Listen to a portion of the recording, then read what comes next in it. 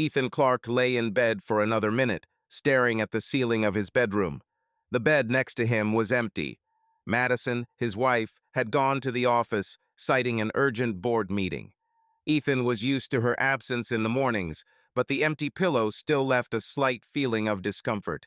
He stood up, his bare feet touching the cool wood floor. The suburban house he'd bought 5 years ago for $450,000 with a 30-year mortgage was a typical middle-class affair. 2 stories, beige walls, a large backyard, and a 2-car garage. Ethan walked into the bathroom and splashed cold water on his face, checking his reflection in the mirror. The dark circles under his eyes were more pronounced, the result of late nights spent working on his laptop. At 42, he looked older than he'd like. He ran a hand through his stubble, deciding he'd shave later, and pulled on a gray t-shirt and sweatpants. The kitchen smelled of freshly ground coffee. Ethan turned on the Keurig, inserting a Starbucks Pike Place pod. While the machine hummed, he pulled out a Chobani yogurt from the refrigerator and a couple of slices of toast. Outside, through the sliding glass doors that led to the backyard, the neighbor's Labrador lazily wandered through the grass. It was a clear morning, the sun just beginning to break through the clouds. Ethan lived 40 minutes from downtown, where Wells and Company, the logistics company founded by Madison's father, had its offices. He valued the distance. The quiet of the suburbs helped him focus before the workday. He sat down at the kitchen's faux stone island, opened his MacBook Pro, and fired up Microsoft Excel. On the screen appeared a spreadsheet with Wells & Co., his financial data for the most recent quarter. Ethan had been a financial analyst at the company for 15 years, since he married Madison. He hadn't been a shareholder since the start. His 25% stake had been a gift from his father-in-law, Richard Wells, 7 years ago when he retired, acknowledging Ethan's role in saving the company from bankruptcy in 2012. Ethan had rebuilt its supply chains, negotiated a debt restructuring, and personally covered some of the debt owed to suppliers from his savings. Scrolling through the spreadsheet, he noticed a line item in the marketing budget, $12,000 for a branding conference in San Diego. The amount seemed odd. He didn't remember Jacob, Madison's brother and vice president of marketing, mentioning the trip. Ethan frowned but closed the file. I'll figure it out later, he thought. Jacob often spent money on high-profile events, and Ethan was used to correcting his mistakes quietly, without argument, afterward. His phone vibrated on his desk. A text from Madison. 9 o'clock meeting. Be on time. Important. Ethan's response was short. I will. He finished his coffee, put the mug in the Bosch dishwasher, and went upstairs to get dressed. In the closet, he selected a navy Brooks Brothers suit, white shirt, and red tie standard boardroom attire. Madison always insisted that he look presentable, though Ethan would have preferred jeans and a polo. He adjusted his tie in the mirror, noting that he needed a haircut. The hair at his temples was starting to gray. At 7:30 a.m., he walked out to the garage, climbed into his silver 2019 Toyota RAV4, and turned on the Wall Street Journal podcast on Spotify. As he drove to the office, weaving through the morning traffic on I-85, he thought about the meeting today. Madison had mentioned a new contract with a major retailer that could generate $2 million in annual revenue. Ethan had been preparing a financial model for the deal for 2 weeks, projecting profitability and risk. He was confident the numbers would convince the board, but something about Madison's tone was alarming. She rarely wrote so succinctly. At Wells and Company, a glass building in the business district, Ethan pulled into the underground parking lot. He picked up his briefcase, checked that the report printouts were in place, and headed for the elevator. In the lobby, Sarah, the receptionist, greeted him with a smile. Good morning, Ethan, she said, handing him the pass. Coffee's in the conference room. Madison's been there since 7 this morning. Thank you, Sarah, Ethan replied, nodding. Something important? I don't know, but everyone's kind of tense, she shrugged. Jacob was calling someone all day yesterday, almost shouting. Ethan raised an eyebrow, but said nothing. He walked down the hallway, past glass walls emblazoned with the Wells and Company logo, a stylized W in a blue circle. The room already smelled of coffee and pastries from a local bakery. Ethan sat down at a long dark wood table, opened his laptop, and began loading a presentation. 5 minutes later, Jacob walked in, wearing a bright green shirt and an Apple Watch on his wrist. "Ethan, man, you're here," Jacob said, clapping him on the shoulder. "Ready to save our numbers?"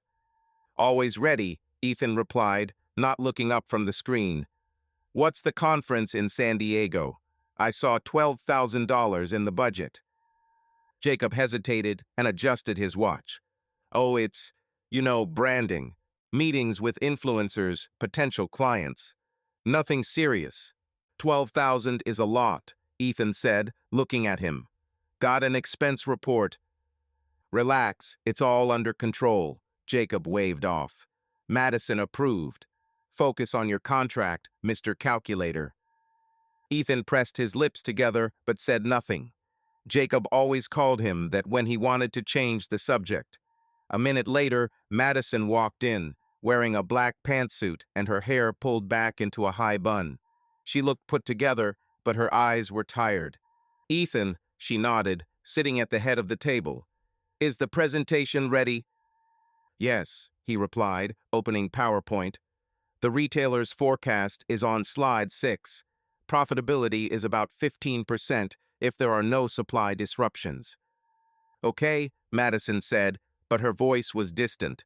"It's an important day. We're having a guest." "Who?" Ethan asked, closing the laptop.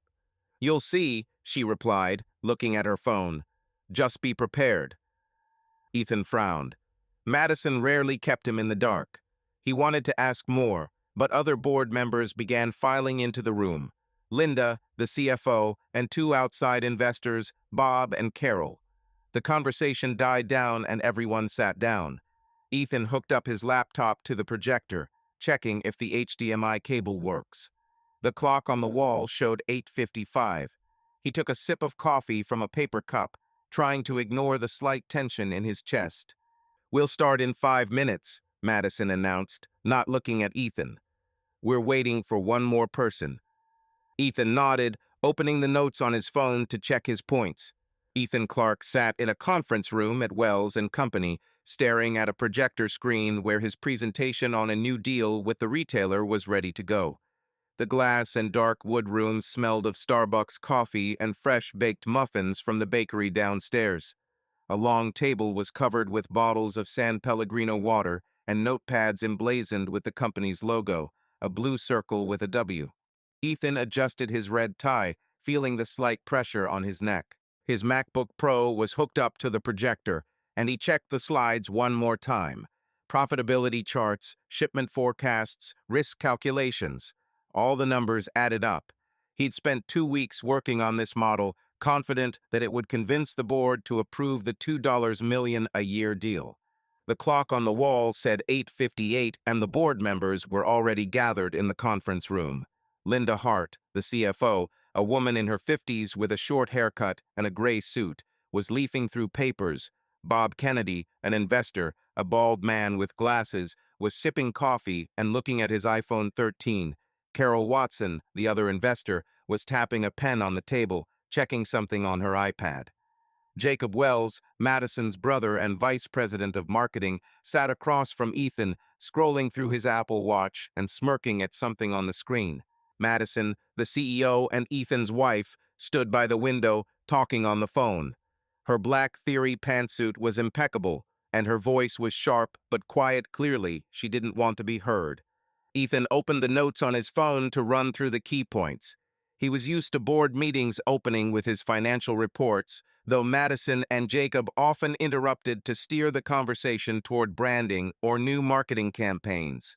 He glanced at Madison. She ended the call, put her phone in her jacket pocket, and checked her watch. "Here we go," she said, sitting at the head of the table. Her tone was businesslike, but Ethan noticed how she avoided his gaze.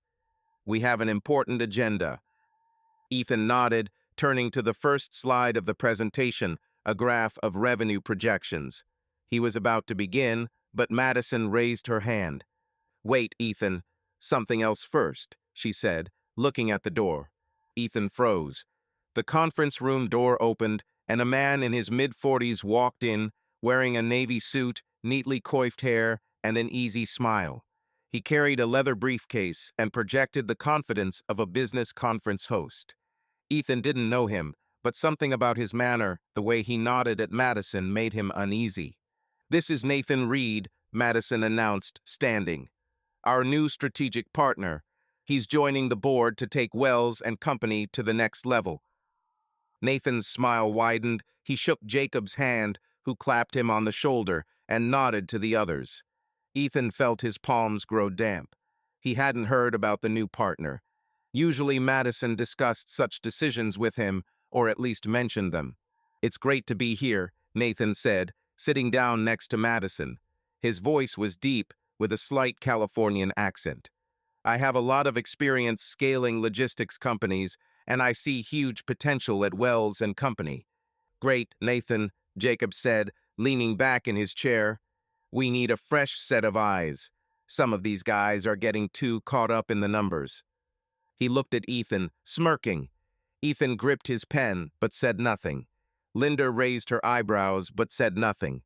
Bob and Carol looked at each other, clearly unsure where this was going. "Let's get down to business," Madison continued, opening her iPad. "Today, we're discussing not only the contract with the retailer, but also the restructuring. The company needs to move faster, be more flexible.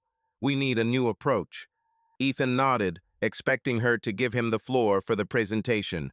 But Madison looked at Nathan. "Nathan, tell me about your vision," she said. Ethan felt the blood rush to his face. His presentation, his numbers, everything he'd been working on were being pushed to the back burner. Nathan stood up, plugging his laptop into the projector. A new presentation appeared on the screen, brightly colored slides with growth charts, photos of warehouses, and the slogan, "The future of logistics starts today." "Wells and Company is a brand with history," Nathan began, pacing the room. "But to become a leader, we need more than just stability.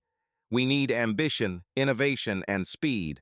I propose to restructure marketing, invest in automation, and enter new markets: Asia, Latin America." Ethan listened, trying to remain calm. Nathan was speaking in generalities, not numbers. His plan sounded more like an advertisement than a strategy. Ethan wanted to argue, but then he noticed the way Madison was looking at Nathan, with an admiration he hadn't seen in her eyes in years. She leaned in slightly as he adjusted his tie, and their fingers brushed briefly. The gesture was fleeting, but it was like a punch to Ethan's chest. He swallowed, trying to focus. "That sounds ambitious," Carol said, tapping her pen. "But how do we finance it? We have a limited budget." "That's the next point," Madison replied, opening a document on her iPad. "To implement Nathan's plan, we need to optimize resources. That means rethinking roles within the company." Ethan felt the air in the room grow heavier. He looked at Linda for support, but she was buried in her papers. Jacob, on the other hand, looked pleased, crossing his arms. "Ethan," Madison said, finally looking at him. Her voice was even but cold. "You've done a lot for the company. Your work with finance has helped us through tough times. But our new vision requires a different approach. You don't fit into it." Ethan froze. His heart began to pound, but he forced himself to sit up straight. Every eye in the room turned to him. Bob cleared his throat. Carol stopped tapping her pen. Linda looked up, but said nothing. "What does that mean?" Ethan asked, trying to keep his voice calm. "I've got a model for the contract ready. It's ready. We can discuss it." "We'll discuss the contract," Madison said. "But your role, it no longer fits our goals. We're moving you to an advisory position. Less responsibility, more freedom." "Advisory?" Ethan asked, his voice firmer. "I'm a shareholder, Madison. I own 25% of the company. I'm not just an employee." Jacob snorted. "Relax, Ethan," he said. "You're a great accountant, but we need someone who sees the big picture. Nathan's a leader. You're good with Excel." Ethan looked at Jacob, anger rising in his chest. He hated that nickname, the better. He had saved the company when Jacob wasted millions on useless advertising campaigns.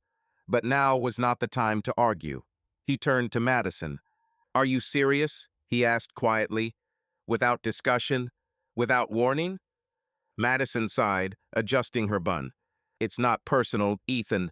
It's business. We have to move forward. Nathan brings an energy we've been missing." "Energy?" Ethan raised his voice, which he didn't usually do. "I covered your losses from my savings in 2012. I rescheduled supplies when we lost customers. That's not energy." "Ethan, don't make a scene," Jacob said, rolling his eyes. "Nobody's saying you've done a bad job. It's just time to make way for new people." Nathan raised his hand like a peacemaker. "Ethan, I respect your input," he said, smiling. "But the market is changing. We need someone who can sell a vision, not just numbers." Ethan looked at Madison. She looked away, shuffling through papers. He saw Nathan lightly touch her arm, adjusting a piece of paper. It was subtle, but to Ethan it was a warning sign. His mind began to spin. Madison had never mentioned Nathan.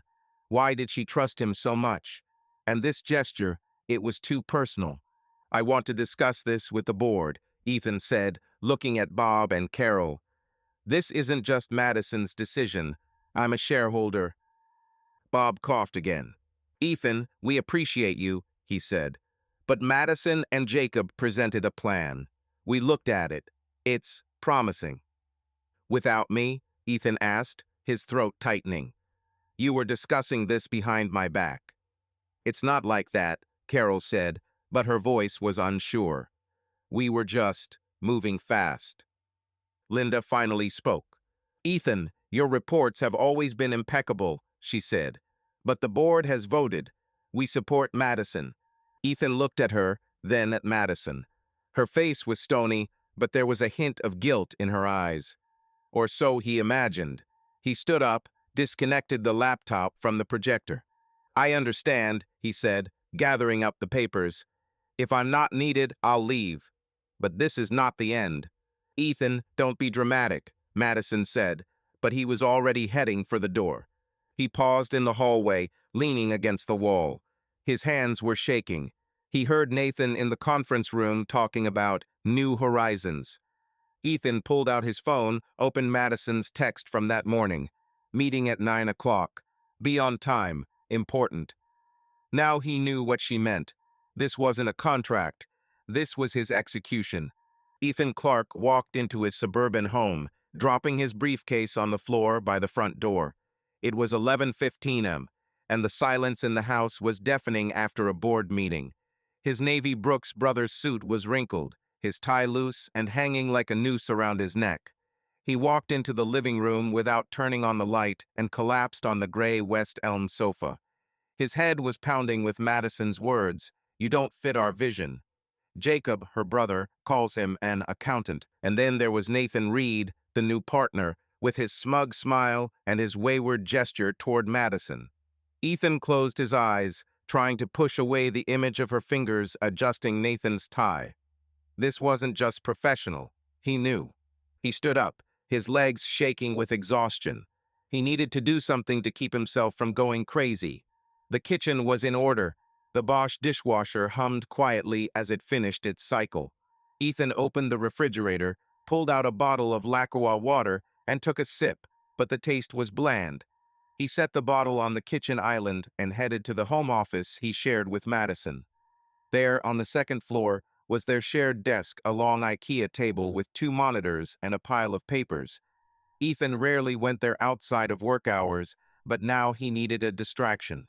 His MacBook Pro was on the table, next to a folder of printouts of the financial statements he'd never had a chance to present at the meeting. But his gaze fell on another stack of papers, neatly stacked at the edge of the table, next to Madison's planner. This was her territory. She always left her things there, with meeting notes and wells and company post-it notes. Ethan reached out to put the papers away, but noticed a thin sheet of paper on top. A check. He took it without thinking and unfolded it. The check was from the Capitol Grill, downtown. Date, May 12, 2025, 8:47 p.m. Amount, $182.46. 2 glasses of wine, ribeye steak, salmon with truffle sauce, dessert. Ethan frowned. He hadn't been to the Capitol Grill with Madison since last Thanksgiving, when they'd celebrated the closing of a big deal. But that was 6 months ago. He reread the check. At the bottom, in small print, it said, Corporate expense, Wells and Company, Madison Wells. And next to it, in handwriting, was a note. Strategy discussion with N. Reed. Ethan froze. Nathan Reed, the new partner they'd introduced today. He remembered his confident smile, the way Madison leaned toward him, adjusting his tie. His fingers curled around the check. He set it on the table and opened Madison's planner, which lay next to him. She always kept track of appointments, even personal ones, in that black moleskine. Ethan flipped the pages to May 12th. There, at 7 p.m., was written, Dinner with N. Reed, Cap Grill, Strategy. But below, in pencil, was added, Reservations for 2, Romantic Corner. His throat tightened. He closed the planner, trying to breathe evenly. Ethan went back to the check, checking the date again. May 12th was a Tuesday. He remembered that night. He'd stayed in the office until midnight, working on projections for a retail contract, until Madison texted that she'd be late for an investor meeting. He hadn't asked for details. He'd trusted her. Shit, he muttered, sitting down on an office chair, his voice muffled in the empty room. Ethan pulled out his iPhone 13 and opened his calendar. He scrolled to May 12th. His own entry. Finn, model, deadline May 14th. No dinners, no meeting with Madison. He opened their WhatsApp chat. Message from Madison, May 12th, 6:32 p.m. Going to be late, investors. Don't wait up. Ethan responded, Okay, see you tomorrow. She liked it and never texted again. He put his phone down and stared at the receipt. $182 for dinner for 2. Wine. Dessert. The romantic corner. This was not a business meeting. Ethan felt his cheeks heat up, a pressure building in his chest. He stood, walked to the window, and opened it, letting in the cool air. Outside, a neighbor was mowing his lawn, the sound of the mower monotonous, almost soothing. But inside, Ethan was seething. How could you? He said out loud, though the room was empty. 10 years, Madison. 10. He walked back to the table, picked up the check, and put it in his jacket pocket. He needed to think. He wasn't going to call her now, didn't want to yell or demand an explanation. That wasn't his style. Ethan had always solved problems methodically, like chess, assessing the position, looking for weaknesses, planning his moves. But now he didn't know where to start. He opened his laptop to distract himself and fired up Excel. His financial model for the contract was still open, but he couldn't focus. Instead, he opened his Wells and Company corporate email and searched for emails from Madison from May 12th. Nothing. Just a general report from Jacob about the marketing campaign sent to all employees. Ethan typed Nathan Reed into the search. One email appeared from Madison, sent 3 weeks ago. Meeting with N. Reed, potential partner. Confidential.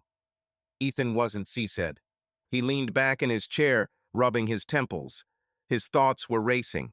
The meeting, Madison's words, Jacob's sneer, Nathan with his polished smile. And now the check.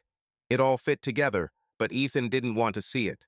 He stood up, went into the kitchen, and poured himself a glass of water from the Brita filter. It was cold, but it didn't help.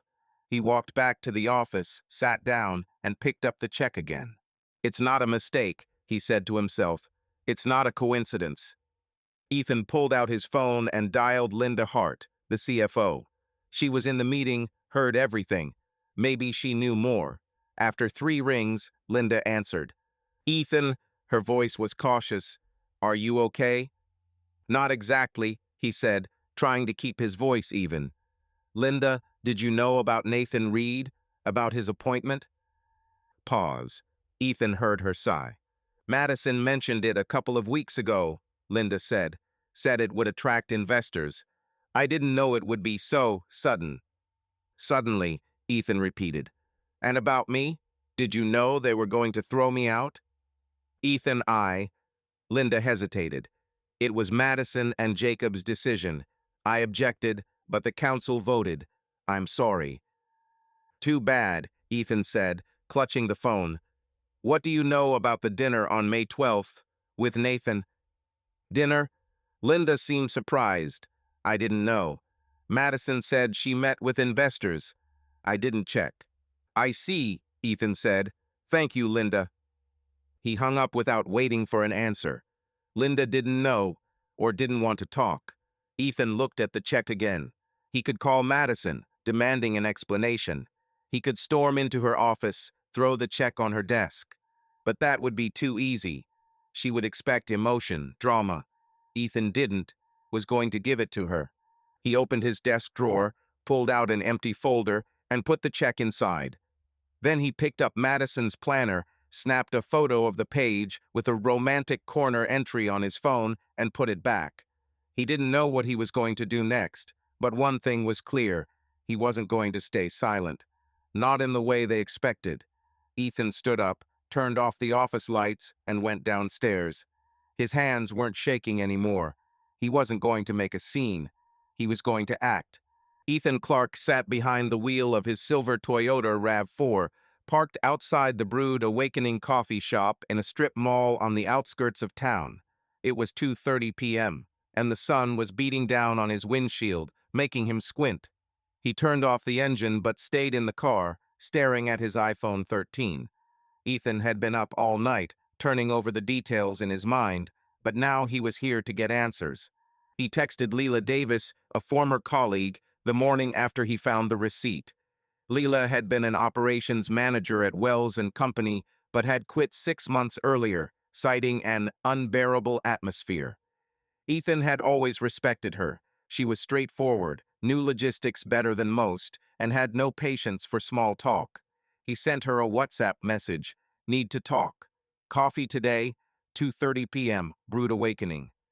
Leela responded a minute later. I will. What happened? Ethan didn't go into detail, simply writing, I'll explain when we meet. He got out of the car, straightened the gray polo shirt he'd worn instead of a suit, and walked into the coffee shop. It smelled of freshly brewed coffee and vanilla syrups. Behind the counter, a barista in a green apron was making lattes, and above the register, a screen displayed a menu. $4.95 for an Americano, $6.50 for an oat latte. Ethan ordered a black coffee, paid with Apple Pay, and sat at a table by the window where there were fewer people. He set his phone face down and waited. Leela walked in 5 minutes later, wearing jeans, a white t-shirt, and a Patagonia backpack slung over her shoulder. Her dark hair was pulled back into a loose ponytail, and a Fitbit dangled from her wrist. She spotted Ethan, waved, and headed toward the counter. Hey, Ethan, she said, coming to the table with a mug of cappuccino. You look like you haven't slept in a week. Almost right, he replied, forcing a smile. Thank you for coming. No problem, Leela sat up, putting her backpack on the floor. Your message sounded serious. What happened? Ethan took a sip of coffee, wondering where to begin. He didn't want to spill the beans Madison, Nathan, the check. But Leela wasn't one for innuendo. I got kicked out of Wells and Company yesterday, he said, looking her in the eye. At a board meeting, Madison said I didn't fit the new vision. Jacob called me a bookkeeper. They brought in a new guy, Nathan Reed, as the leader of the future.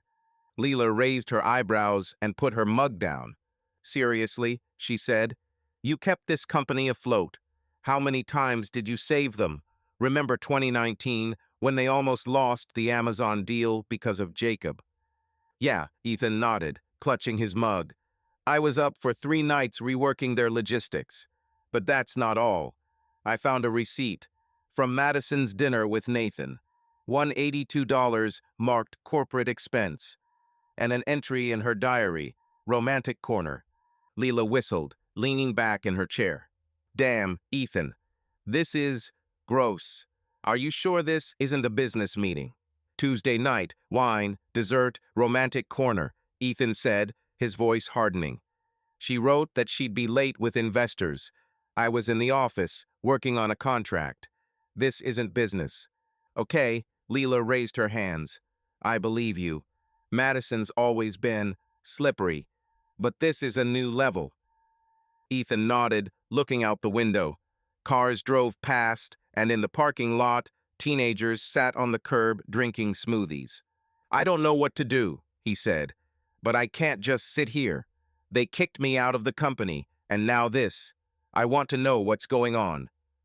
Leela finished her cappuccino, put the mug on the table, and leaned closer. Listen, I left Wells and Company for a reason, she said. It was a toxic environment. Madison and Jacob are masters at hiding dirt. You know about their marketing trips? I saw it in the reports, Ethan said. Yesterday, I noticed $12,000 for a conference in San Diego. Jacob said it was branding. A conference? Leela snorted. It was their trip to Napa Valley. Jacob bragged on Slack about how they were wine tasting and meeting some influencers. I saw the invoices, hotels, restaurants, spas, all under the guise of marketing. Ethan frowned, his fingers tightening on the edge of the table. Why didn't you tell me? He asked. I tried, Leela said. Remember when I texted you before I left? Asked you to check their expenses. You told me you were busy with the Target contract. Ethan remembered. 6 months ago, Leela had sent him an email marked important, but he'd been swamped with work and dismissed it as a minor detail. Now he felt like an idiot. Damn, he said. What else do you know? A lot. Leela lowered her voice. Jacob signed contracts with friends, like the video production company that made their promo videos. They charged $50,000 for a video that cost $10,000 tops. I saw the invoices, but I didn't have access to dig deeper. And Madison, she approved everything. She signed without looking. Signed? Ethan asked. Even my signatures. Leela nodded. I saw a couple of documents where your signature was on contracts you didn't know about. They used your name to cover up their spending. You were their go-to guy, remember? Ethan felt the blood rush to his face. He remembered Madison calling him reliable at company dinners, Jacob clapping him on the shoulder and calling him our lifesaver. Now it sounded like a joke. It's a scam, he said quietly. Exactly, Leela replied. But to prove it, you need facts. Do you have access to corporate email, to the servers? For now, Ethan said. They didn't take my login. They probably think I won't dig. Then dig, Leela said, her eyes lighting up. Get everything. Letters, reports, contracts. If they forged your signature, it's serious. You can sue, or at least make them feel sorry. Ethan took a sip of his now cold coffee. He thought about his 25% stake given to him by his father-in-law. It was his insurance, his leverage, but he didn't know how far he was willing to go. I don't want a war, he said, but I won't let them just throw me out. And, Madison, it's not just business. Leela looked at him with sympathy. I know, she said. It hurts, but you can't let them crush you. Start small. Check their email. Look at their expenses for the last 6 months. I'll help if you need it. Thank you, Ethan said. I need time, but I'll start today. Leela nodded, took out her phone, and opened her notes. Here's my new email, she said, dictating the address.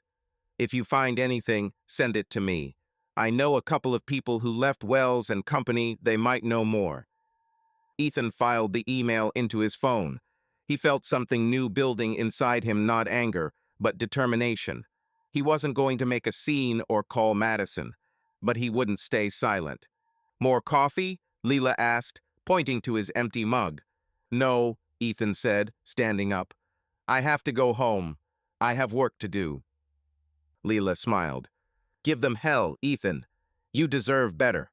Ethan Clark sat in his second-floor home office in his suburban home, staring at the screen of his MacBook Pro.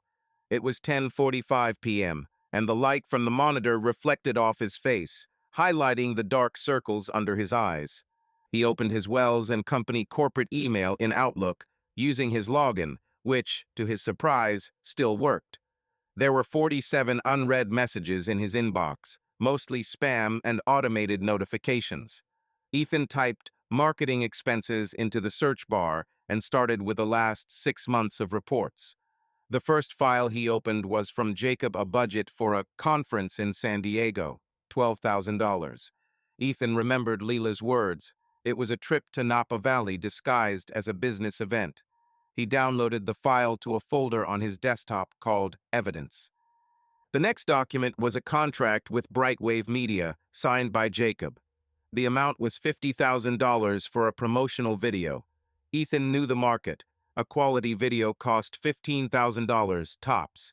He found an email from Madison approving the payment with the note, "Urgent for branding." Ethan saved it. Then he noticed another email sent from Madison to Linda Hart, the CFO, with a copy to Jacob. Signed from Ethan, "He's busy." Attached was an invoice for $8,000 for strategy consulting. Ethan opened the file and saw his signature at the bottom, but he never signed the invoice. "Seriously," he muttered, feeling anger rise in his chest. He took a screenshot and added it to the folder. Ethan opened the Chase banking app on his iPhone 13 to check the personal transfers he'd made to cover the company's losses. In 2022, he'd wired $20,000 to a Wells and Company account to pay off a vendor he owed after Jacob had fallen through on a contract. Madison had called him a hero at the time. Now he could see how she'd used it. He exported the statement as a PDF and added it to the folder. There was the sound of a car pulling up outside. Ethan glanced at his watch. 11:12 p.m. The garage door hummed, and a minute later he heard Madison's footsteps on the first floor. She hadn't come home last night, writing that she was at the office preparing paperwork for Nathan Reed. Ethan hadn't called her then, but now that she was here, he knew the conversation was inevitable. He closed his laptop and walked down to the living room to find Madison taking off her shoes at the door. Her black pantsuit was slightly wrinkled. Her hair was down. She looked tired, but not surprised to see Ethan. "Are you still awake?" she asked, setting her bag down on the West Elm sofa. "I can't sleep," Ethan replied, crossing his arms. "After yesterday's meeting." Madison sighed as she headed to the kitchen. She opened the refrigerator, pulled out a bottle of Sauvignon Blanc, and poured herself a glass.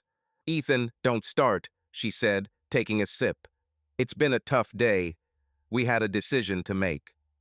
"The solution," he said, his voice even but hard. "You threw me out in front of the entire council, without warning, and Jacob called me an accountant.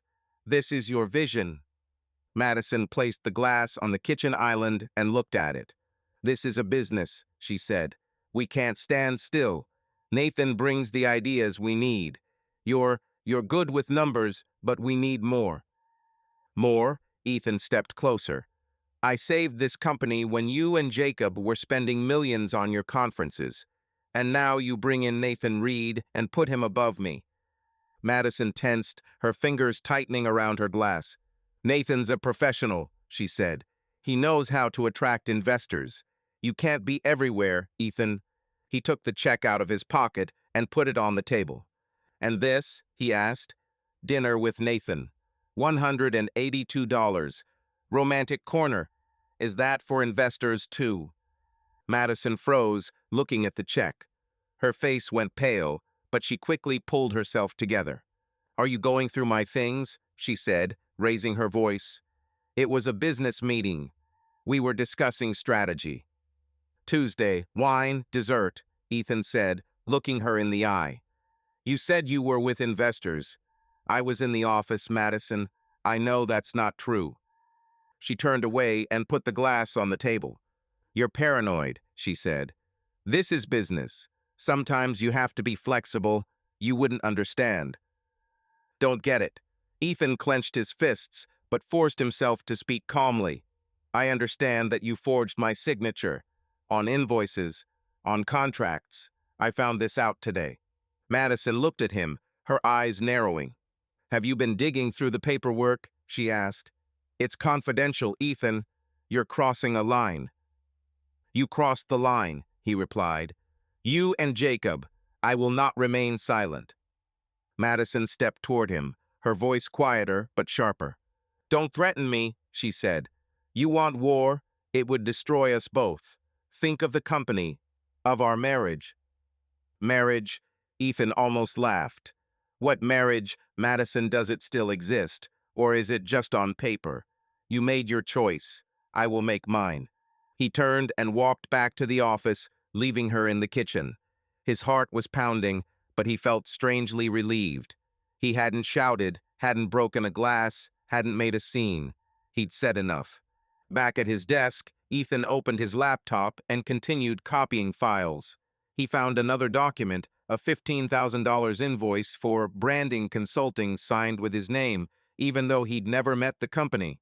He saved it, then plugged in a Seagate external hard drive and began copying the entire corporate email archive. His hands moved quickly, but his thoughts were clear. Leela was right. He had to collect everything. Every file, every letter, every transfer. By 1 a.m. The evidence folder contained 47 files, reports, contracts, statements. Ethan leaned back in his chair, looking at the chessboard. He wasn't going to play this game by Madison's rules. He knew he was right, and that was to his advantage. Ethan Clark parked his Toyota RAV4 in a downtown parking garage 2 blocks from the law firm of Muir and Associates. It was 10:15 a.m., and the temperature had already reached 78 degrees Fahrenheit, promising a hot day. He straightened his navy shirt, put on his Ray-Bans, and picked up a leather file from the back seat. The night before, copying reports, letters, and statements that confirmed Madison and Jacob's fraud on his laptop, he was exhausted but determined. The confrontation with Madison, who had returned home late that night, had only reinforced his resolve. He would not remain silent. Today, he was going to see Clara Moore, a corporate litigation attorney, to see what his options were. Ethan found Clara through a recommendation from Linda Hart, Wells & Co., CFO, whom he spoke to after the meeting. Linda mentioned that Clara had helped a competitor win a shareholder dispute in 2023, adding, "She's tough, but she's fair." Ethan called her the day before after speaking with Leela Davis, and Clara agreed to meet despite her busy schedule.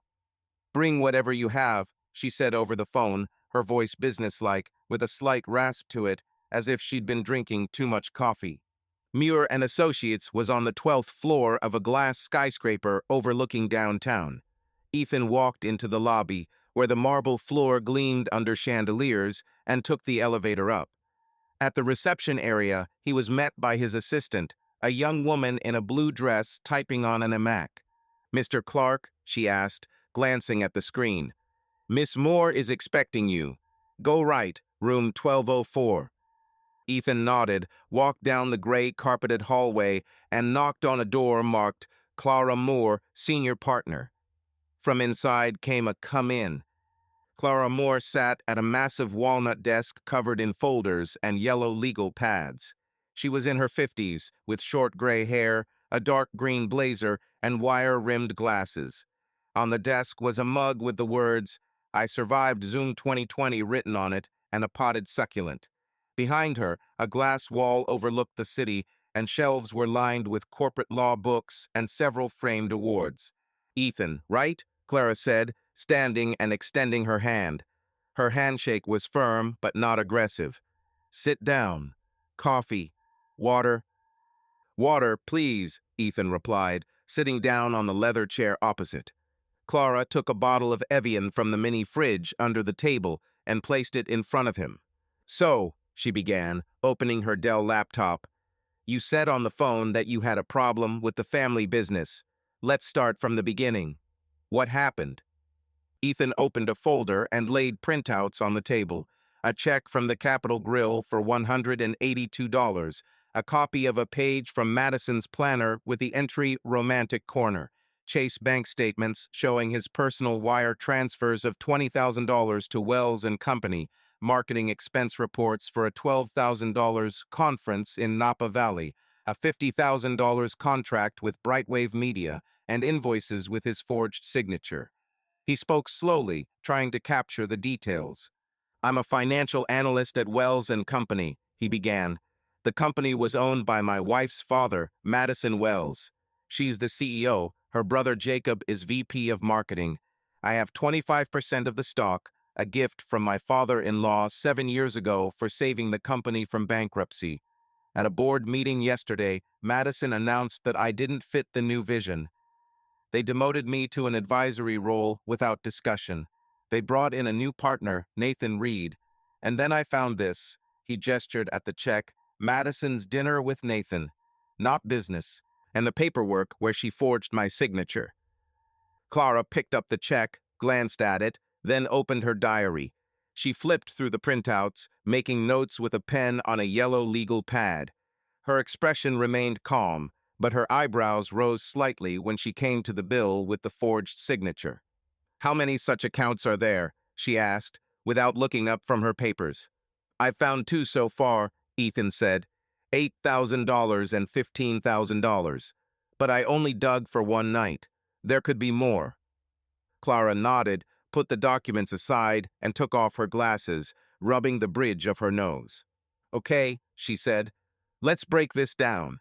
You have 25% of the shares, which makes you a major player even if they're trying to squeeze you out. Signature forgery is fraud, potentially criminal, but hard to prove without an audit. Personal wires are your strong card, showing you were saving their asses. And the check," she tapped her finger on the table. "It's not proof of treason in court, but it adds context. They're clearly not afraid to take risks." Ethan nodded, taking a sip of water. His throat was dry. "I talked to Madison yesterday," he said. "She came home late. I showed her the check. She called me paranoid and said it was business. And about the signatures. She accused me of digging into confidential data." Clara chuckled, her lips curling into a dry smile. "Of course she said that. You know, Ethan, they act like you're their personal Google Docs always at hand, but no one reads the terms of use. And now they're surprised you're asking questions." Ethan couldn't help but smile. Clara's remark was witty without being dramatic. It hit the nail on the head. Madison and Jacob were used to him solving their problems without asking for an answer. "What can I do?" he asked. "I don't want war, but I'm not going to just walk away. I have 25% of the company. It's mine." Clara leaned back in her chair, crossing her arms. "You have three options," she said. "One, go to court. You can sue for fraud, wrongful exclusion, and forgery of signature. But that's long, expensive, and public. Two, negotiate. Demand a ransom for your shares, but from what you've said, Madison isn't the type to play fair. Three, sell the shares to someone who will make them regret it. A venture capital firm, for example. I know one, Apex Ventures. They're like sharks. They smell weakness, and they don't let go." "Sell it?" Ethan asked. "Someone like Apex? They'll tear the company apart." "Maybe," Clara said with a shrug. "But that's their problem, not yours. Apex specializes in restructuring. They'll buy your 25% at market value, then audit it. If there's dirt there, and I can see there is, they'll find it. This isn't revenge, Ethan. This is business, as your wife said." Ethan looked at the papers on his desk. He thought about the years of working until midnight, covering losses, keeping quiet while Jacob spent millions on useless campaigns. He thought about Madison, her cold look last night when she called him paranoid. "How long will it take?" he asked. "Selling shares?" "About 2 weeks, if Apex is interested," Clara replied. "I can contact them today, but I need your permission, and all your files are digital copies, not just paper. Do you have an external drive?" "Yes," Ethan said. "I copied everything yesterday. Mail, reports, statements." "Smart," Clara said, jotting something down in her notebook. "Send it all to me via secure email. I'll give you the address, and don't tell anyone. Not Madison, not Jacob, not even Linda. If they find out you're digging, they'll start covering their tracks." Ethan nodded. He felt the tension in his chest give way to a cold determination. It wasn't anger, but clarity. He didn't want to ruin the company, but he wasn't going to let Madison and Jacob erase him. "I want to move," he said. "Contact Apex. And what should I do next?" Clara smiled, warmer this time. "Go home, Ethan. Get some sleep. You look like you spent the night at the airport. I'll start working. I'll call when I have news. Ethan stood up and collected the documents back into the folder. Thank you, Clara, he said. I appreciate it. No thanks, she said, opening her laptop. Just don't lose that fire. They thought you'd sit quietly. It's time to prove them wrong. Ethan walked out of the office, feeling his steps firmer. In the elevator, he pulled out his phone and texted Leela, spoke to the lawyer, moving on. A reply came. A minute later, hang in there. You can do it. Ethan put the phone away and headed for the car. For the first time in 3 days, he felt in control. Ethan Clark sat in the backyard of his suburban home, holding a mug of cold coffee. It was 7:30 p.m., and the sun was setting behind the pine trees, painting the sky in streaks of orange and pink. On the wooden table in front of him was his iPhone 13, turned off to avoid distractions. Next to it sat an old New Balance shoebox he'd pulled out of the garage an hour earlier.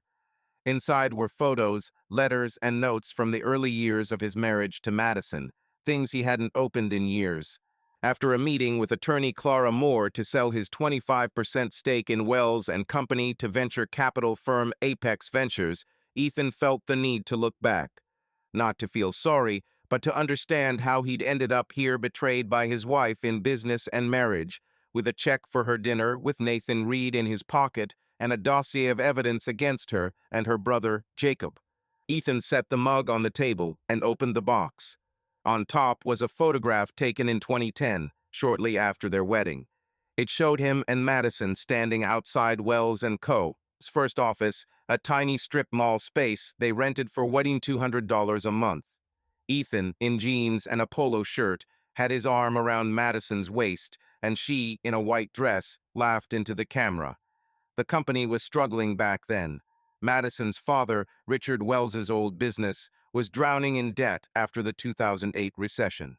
Ethan, fresh out of a master's in finance at the University of North Carolina, came to Wells and Company not as a son-in-law, but as an analyst willing to work for minimum wage.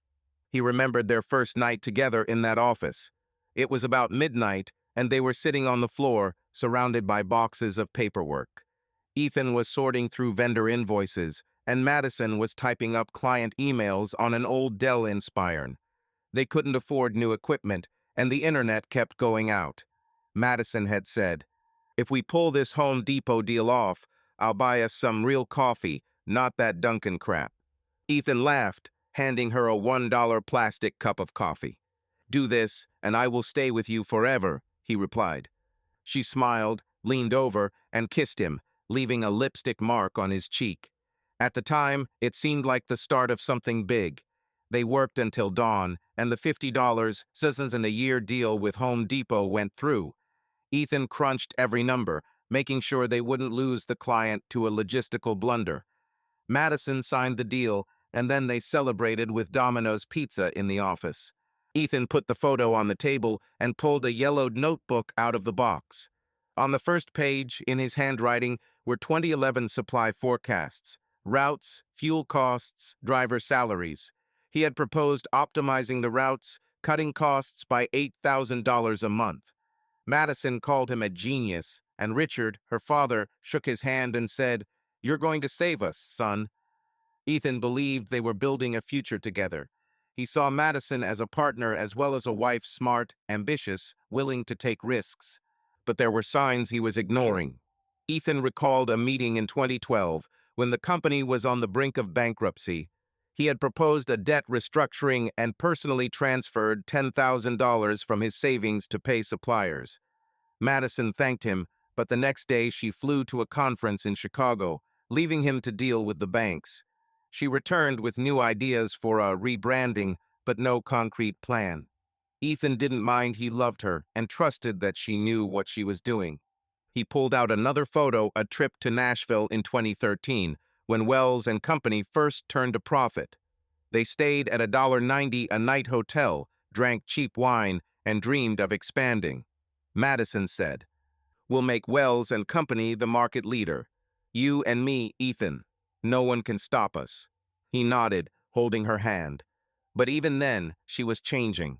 She began appearing in public more often, giving interviews to local business magazines, posing in Ann Taylor power suits. Ethan stayed in the background, crunching the numbers while Madison and Jacob, who had joined the company in 2014, handled the marketing. Ethan didn't mind, he thought it was a win for them both. He recalled how, in 2015, Madison had insisted on buying a new office in the business district with a $2 million loan. Ethan warned her it was risky, but she brushed it off. Image is everything. He agreed, signed the paperwork, and negotiated with the bank to lower the interest rate on the loan from 5.5% to 4.8%. When the office opened, Madison threw a party, inviting local businessmen. Ethan stood in the corner with a soda, watching her charm the guests. One of them, a supplier, told him, "Your wife is a star. You're a lucky man." Ethan smiled, but inside he felt a pang. No one had noticed him. Ethan put the photo down and picked up a letter from the box that Madison had written in 2016. They had been arguing over budget. He wanted to cut marketing costs, and she was pushing for a new $100,000 ad campaign. The letter was her apology. "Ethan, I know you want what's best for us. I'm sorry for pushing you. We're a team." He'd forgiven her then, believing she valued his input. But now he saw that those were words meant to appease him, while she and Jacob spent money on trips and promo videos. He remembered the moment in 2018 when Richard retired and gave him 25% of the shares. Madison had smiled at the ceremony, but later, at home, she'd said, "Dad always loved you, sometimes more than me." Ethan had laughed at the time, thinking she was joking. Now he understood. She saw him not as an equal, but as an assistant, someone to push aside when he became inconvenient. Ethan closed the box, feeling his chest tighten. He loved Madison. He loved her laughter, her energy, her dreams. That love made him ignore the way she pushed him into the shadows, the way Jacob mocked his numbers, the way the board listened to her and not him. He was blinded, thinking their marriage and company were one. But the check for dinner with Nathan, the forged signatures, the public humiliation at the meeting, all of it shattered the illusion. Madison hadn't just betrayed him. She'd used him for as long as she needed him. Ethan stood up, picked up his mug, and walked into the house. The living room was quiet, except for the ticking of the clock on the wall. Madison hadn't come home today. She'd texted that morning that she'd be staying at the office, dealing with Nathan. Ethan hadn't answered. He didn't care anymore. Ethan Clark walked into the downtown office of Muir and Associates, clutching the handle of a leather file folder. It was 9:45 a.m., and the air in the skyscraper lobby was cool, smelling of cleaning products and coffee. His navy polo shirt and chinos were more modest than the suits of the lawyers milling about the hallway, but Ethan didn't feel out of place. Today, he was here to finish what he'd started a week earlier when he'd met with attorney Clara Moore and agreed to sell his 25% stake in Wells and Company to the venture capital firm Apex Ventures. The dossier of evidence of Madison and her brother Jacob's fraud forged signatures, inflated contracts, personal trips disguised as marketing was ready, and Ethan knew it was his last move in a game he hadn't started. He took the elevator to the 12th floor, where Clara's assistant, a woman in a blue dress, greeted him with a smile. "Mr. Clark," she said, glancing at the iPad. "Miss Moore and the Apex representatives are already in the conference room. Please proceed." Ethan nodded, a slight tension in his chest. He walked down the gray carpeted hallway and into the conference room, a large room with floor-to-ceiling windows, a long black wood table, and an espresso machine in the corner. Clara sat at the head of the table, wearing a gray blazer, folders, and a Dell laptop in front of her. Two men in suits sat next to her, one in his 40s with a short beard and a Surface Pro tablet, the other, older, with gray hair and wire-rimmed glasses, leafing through documents. "Ethan, good morning," Clara said, standing. Her voice was businesslike, but with a warm edge. "This is Mark Taylor and Daniel Cohen from Apex Ventures. Mark, Daniel, this is Ethan Clark, our client." "Nice to meet you, Ethan," Mark said, shaking his hand. His grip was firm, his accent Midwestern. "We've been looking over your stuff. Solid work." Thank you, Ethan said, sitting down. I tried to be precise. Daniel nodded, adjusting his glasses. We appreciate it, he said. Let's get started. We have a lot of questions.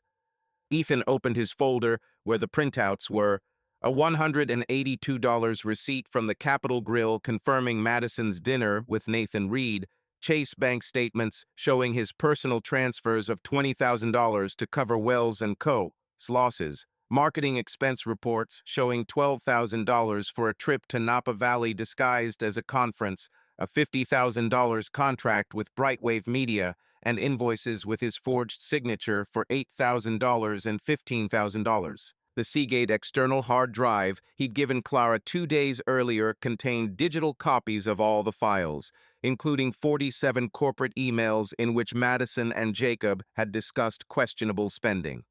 Clara opened her laptop and connected it to the projector.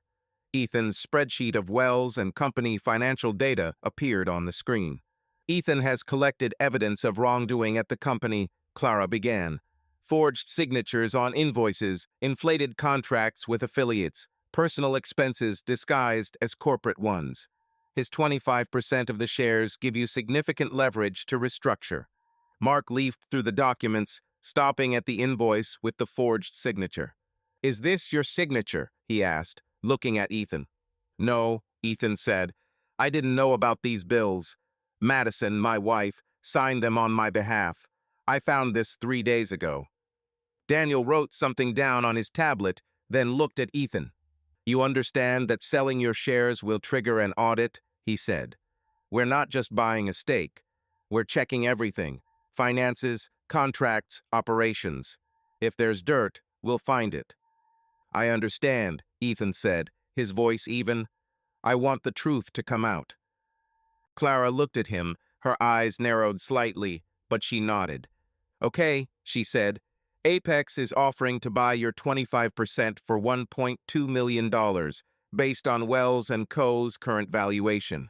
That's the market price, plus the standard terms, confidentiality, no claims against the fund. Do you agree? Ethan took a deep breath. $1.2 million was a significant amount, but not huge for a company with $10 million in annual revenue. He knew Madison and Jacob could have bought him out themselves, but they hadn't offered. Instead, they had humiliated him at the meeting and forged his signature. He thought about the conversation with Madison 3 days ago, when she had called him paranoid while defending her dinner with Nathan. This wasn't revenge. This was justice. I agree, he said. Mark smiled, handing him a Mont Blanc pen. Excellent, he said. Sign here. He pointed to the contract lying on the table. Ethan picked up his pen and skimmed the text, the standard legal language, the terms of sale, the obligations of the parties. He signed the first page, then the 3 others that required his signature. Clara watched, arms folded, and Mark and Daniel exchanged glances. We're starting our audit tomorrow, Daniel said when Ethan handed back the contract. Our analysts have already requested access to Wells & Co.'s books. If your data is correct, we'll find enough to turn the company around. They're correct, Ethan said. I checked every number. Clara gathered the papers into a folder, then looked at Ethan. You've done your part, she said. Now it's our turn. I'll let you know when there's news. And Ethan, keep the phone on. They might start calling when they realize what's going on. Ethan nodded, feeling the weight that had been weighing on him for the last few days begin to lift. He remembered Leela's words, give 'em hell. It wasn't about anger. It was about truth. What next? He asked. Go home, Clara replied, closing her laptop. Or take a vacation. You look like you haven't slept since last year. Ethan smiled for the first time in a week. He stood up and shook hands with Mark and Daniel. Thank you, he said. I appreciate your speed. It's our business, Mark replied, putting the tablet back in his briefcase. We'll be in touch in a couple of days. Ethan walked out of the conference room, his steps lighter. In the elevator, he pulled out his phone and texted Leela, signed, Apex begins an audit. A second later, she responded, You did it. Hang in there. Ethan put the phone away and headed for his car. Ethan Clark was sitting in his living room, scrolling through the news on his iPad Air, when his iPhone 13 vibrated on the coffee table. It was 8:17 am, and sunlight streamed through the large windows, illuminating the gray West Elm couch and IKEA rug. It had been a week since he'd signed the papers in Clara Moore's office, transferring his 25% stake in Wells and Company to the venture capital firm Apex Ventures, along with a dossier of evidence of Madison and Jacob's fraud. Forged signatures, inflated contracts, personal trips disguised as marketing. Clara had warned that an audit would come quickly, but Ethan hadn't expected the consequences to come so soon. A name flashed on his phone, Leela Davis. Ethan picked up the phone and answered. "Leela," he said, putting the iPad down. "What's new?" "Ethan, are you sitting down?" Leela's voice was worried but controlled. "Wells and Company is in chaos. Apex Ventures just froze all corporate accounts." Ethan sat up straight, feeling his pulse quicken. "Already?" he asked. "Clara said the audit would start, but I thought it would take weeks." "They're not wasting any time," Leela said. "I heard from Sarah, the administrator. She wrote to me last night. Apex sent a team of analysts, blocked access to bank accounts, and stopped all payments. Even salaries are in question until they check the accounting department." Ethan stood up, walked to the kitchen, and poured himself some water from the Brita filter. His hand was shaking slightly, but he forced himself to speak calmly. "What else?" he asked. "Did they find anything specific?" "Oh yeah," Leela said. "Jacob got fired. This morning. Sarah said he came into the office in his stupid green shirt and walked out an hour later with a box of stuff. Apex found the $50,000 Brightwave Media contract you gave them. Turns out the owner was a college buddy of his, plus bills for a trip to Napa Valley that he marked as a conference. They called it gross misconduct." Ethan set his glass down on the kitchen island, feeling the tension in his chest give way to a strange relief. Jacob, with his sneers and his wastefulness, had gotten what he deserved. But then another thought occurred to him. He had let this go. His file, his decision to sell his stock. "And the staff?" he asked. "How are they?" "Shocked," Leela said. "Sarah says no one expected you to leave like that. They thought you'd just go quietly. Now the word is that Madison and Jacob are in trouble. Some blame you, but most blame them. They knew Jacob was spending money left and right." Ethan walked back into the living room and sat down on the couch. He remembered Sarah, the receptionist who always brought him coffee at meetings. She was one of the people who relied on her salary to pay the mortgage and daycare. If the accounts were frozen, she might suffer. "This is not what I wanted," he said quietly. "I wanted truth, not chaos." "Ethan," Leela's voice softened. "You did what you had to do. They brought this on themselves. Madison forged your signature. Jacob embezzled from the budget. It's not your fault they got caught." "Maybe," he said, rubbing his temple. "But people are losing their jobs. That's on me." "Not you," Leela said firmly. "Apex isn't stopping. They've put their entire marketing budget on hold, all of Jacob's campaigns, the Instagram ads, the sponsors. Sarah says Madison's been in the lobby with their lawyers all day, trying to salvage the situation. But without the money, they're trapped." Ethan nodded, though Leela couldn't see him. He pictured Madison in her office, in her black suit, her hair perfectly coiffed, trying to explain why $12,000 had gone on wine in Napa Valley. Part of him was glad the truth was coming out. Another part felt guilty for those who didn't deserve it: Sarah, the drivers, the warehouse workers. "What else are they saying?" he asked. "About Nathan Reed?" "Nathan," Leela snorted. "He's keeping quiet for now. Sarah saw him yesterday. He went to see Madison, but he quickly left. Word is he's trying to distance himself while the audit is going on. I wouldn't be surprised if he bolts as soon as things get tough." Ethan remembered the receipt for Madison's dinner with Nathan, marked Romantic Corner. He hadn't told Leela about his suspicions of infidelity. It was too personal. But the idea that Nathan might abandon Madison when she was in trouble made him chuckle bitterly. "Thank you, Leela," he said. "Keep me informed if you hear anything." "Of course," she said. "And Ethan, don't blame yourself. You gave them a chance to be honest. They didn't take it." Ethan hung up, set the phone on the table. He walked to the window, looking out into the backyard where the neighborhood kids were riding their bikes. Life went on as usual outside, but inside he was conflicted.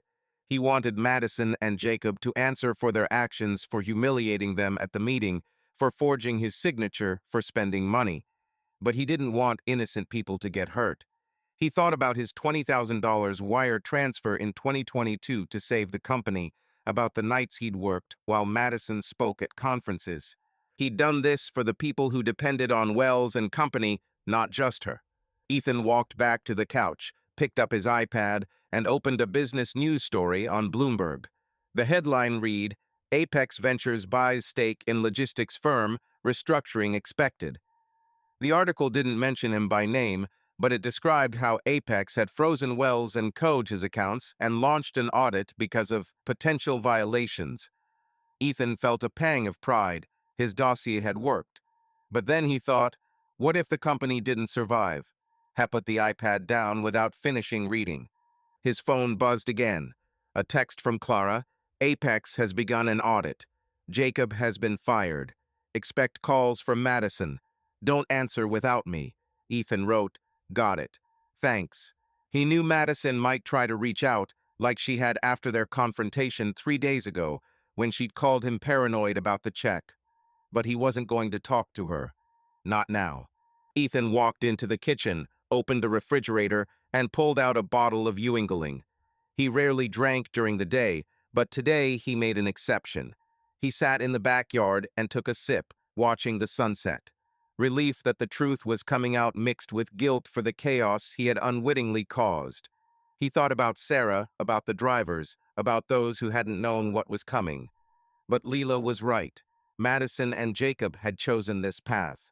Ethan had only opened the door. Ethan Clark stood at the kitchen island in his suburban home, stirring a mug of coffee, when his iPhone 13 vibrated on the counter. It was 10:32 a.m., and the sun was pouring through the French doors that led to the backyard. A name flashed on the screen, Madison Wells. Ethan froze, his fingers tightening around his spoon.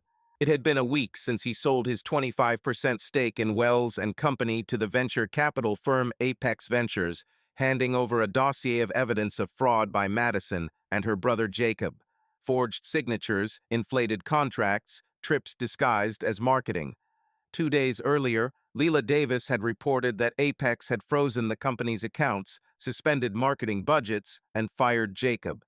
Ethan had been waiting for a call from Madison, but he hadn't expected it to come so soon. He took a deep breath and answered. "Madison," he said, his voice even but cold. "Ethan, we need to talk." Her voice was tense, almost pleading. "Today. It's urgent." "About what?" he asked, putting his mug on the table. "You already said everything at the meeting, and 3 days ago, when you called me paranoid." "Not on the phone," she snapped. "Meet me at the Ivy Bistro, 1 o'clock. Please, Ethan." Ethan paused. The Ivy Bistro was their place, the restaurant they went to for anniversaries, to close deals. He wanted to say no, but something in her tone, the mix of panic and control, made him agree. He needed to see her, to hear what she had to say. Not to reconcile, but to close this chapter. "Okay," he said. "At 1 o'clock. "Thank you," Madison replied and hung up. Ethan looked at his phone, anger and fatigue warring inside. He walked into the bedroom, pulled on a clean white polo shirt and navy chinos, then grabbed the keys to his Toyota RAV4. At 12:30 p.m., he pulled out of the house, heading downtown. Traffic on I-85 was light, and he listened to an NPR podcast about the logistics market to distract himself. But thoughts of Madison wouldn't go away. He remembered their last confrontation at home, when he showed her a receipt for a $182 dinner with Nathan Reed, labeled Romantic Corner. She'd accused him of being paranoid, defending his lie. Now that Apex was auditing, She probably realized she was losing control. The Ivy Bistro was in a trendy neighborhood of boutiques and offices. Ethan parked on the street, paid for parking with the Parkmobile app, and walked into the restaurant. The place smelled of fresh bread and herbs, and servers in black aprons scurried among the tables. Local art hung on the walls, and jazz played softly over the speakers. Ethan spotted Madison at a table by the window, wearing a gray Banana Republic sheath dress with her hair pulled back into a low bun. She looked put together, but her fingers were fiddling nervously with her napkin. "Ethan," she said, standing as he approached. "Thank you for coming." "You asked," he replied, sitting down opposite. "Speak." The waitress, a girl with a nose piercing, brought menus and water with lemon. Ethan ordered black coffee, Madison green tea. When the waitress left, Madison leaned closer. "Ethan, I know you're angry," she began, her voice soft, almost wheedling. "I didn't mean for things to turn out this way. We're fine." Ethan looked at her, his eyebrows raised. "Okay," he said. "You threw me out of the company in front of the board, called me unsuitable. Jacob called me an accountant, and now you're telling me it's necessary." Madison sighed, looking away to the window. "I was under pressure," she said. "The investors, Nathan, everyone wanted change. I thought you'd understand. You always have." "Understood." Ethan lowered his voice to avoid drawing attention. "I covered your losses, Madison. $20,000 of my own money in 2022. I worked nights while you and Jacob were traveling to conferences. And now you brought in Nathan Reed and forged my signature on invoices." Her eyes narrowed, but she quickly pulled herself together. "You're exaggerating," she said. "This is business. Sometimes you have to make tough decisions. Nathan is a professional. He would help us grow." Ethan pulled a folded check for $182 from his pocket and placed it on the table. "Professional," he said. "Dinner with wine, dessert, a romantic corner. That's business, too." Madison looked at the check, her face pale. She took it, then put it down, her lips pressed together. "Are you still clinging to that?" she said. "It was a business meeting. You see what you want to see." "I see the truth," Ethan said, his voice hardening. "You lied to me. About Nathan, about the company, about everything. And now Apex has found your scheme. Jacob's been fired. The accounts are frozen. What now?" Madison sat up straight, her eyes flashing. "You sold Apex shares," she said, lowering her voice to a whisper. "Do you realize what you've done? They're destroying the company. People are losing their jobs, Ethan. This is on you." Ethan felt a pang of guilt, remembering Leela's words about the employee's shock. But he forced himself to look her in the eye. "No, Madison," he said. "This is on you. You and Jacob were embezzling funds, forging my signature. You thought I'd keep quiet." She leaned back in her chair, her fingers clenching the napkin. "We can fix this," she said, her tone softening. "Come back. Help us negotiate with Apex.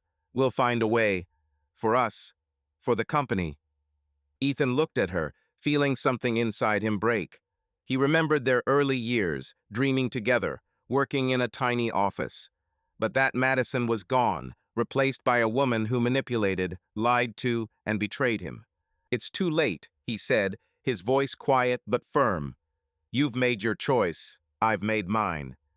Madison blinked, her eyes glinting, but she quickly looked away. "You can't just leave," she said. "This is our company, our marriage." "Marriage?" Ethan shook his head. "You ruined it, Madison. Not me." He stood up, throwing $5 for coffee on the table. Madison grabbed his arm. "Ethan, please," she said. "Give me a chance." He looked at her hand, then into her eyes. For the first time, he felt no anger, no pain, only emptiness. He gently released his hand. "Goodbye, Madison," he said, and headed for the exit. Ethan Clark sat at the kitchen island in his suburban home, scrolling through business news on his iPad Air. It was 7:45 a.m., and the kitchen smelled of freshly brewed Keurig coffee, a Starbucks Pike Place pod sitting on the counter. Sunlight streamed through the glass doors, illuminating white cabinets and granite countertops. The house was quiet. Madison, his wife, was out again, having texted on WhatsApp the night before, staying at the office, working with lawyers. Ethan didn't respond. They still lived in the same house, but their marriage had long since become a formality. Separate bedrooms, infrequent conversations, her constant absences on the pretext of work. After a confrontation at the Ivy Bistro 3 nights ago, where she tried to manipulate him, begging him to fix it, Ethan knew they had drifted apart. He didn't blame her for sleeping at the office or wherever she had been sleeping lately. It was easier than seeing her at home and pretending nothing had changed. Ethan opened the Bloomberg website, where a headline caught his eye. Wells and Company scandal. Partner used corporate funds for personal startup. He took a sip of coffee and began reading. The article reported that an audit initiated by Apex Ventures after it bought a 25% stake in the company had uncovered new irregularities. Nathan Reed, a newly appointed strategic partner, had funneled $75,000 from Wells & Co.'s budget into his startup, disguising it as consulting services. Evidence, including emails and bank statements, showed that Reed had acted without the board's approval. Ethan felt his lips curl into a bitter smile. These were the same methods Madison and Jacob had used: fake invoices, false notations. He had given Apex his dossier checks, contracts, forged signatures, and now their web of lies was unraveling. He scrolled down the article. The next paragraph was personal. Reed's affair with Wells and Company CEO Madison Wells has been made public after emails leaked during an audit. Ethan froze, his fingers tightening around his mug. He'd known about the affair. A receipt for a $182 dinner at the Capitol Grill marked Romantic Corner, found 2 weeks ago, had been the first sign. But seeing it on the news, in black and white, was a blow. Not because he still loved Madison, that love had died somewhere between her lies and her humiliation at the board meeting, but because their private life was now on display. He imagined Madison, always proud of her image, reading this from her office. Ethan put down the iPad and walked to the window, looking out into the backyard where a neighbor was watering the lawn. He felt no joy at Nathan's fall. It was confirmation that he was right, but not triumph. Nathan, with his polished smile and expensive suits, was just like Madison and Jacob, hungry for power and willing to lie for it.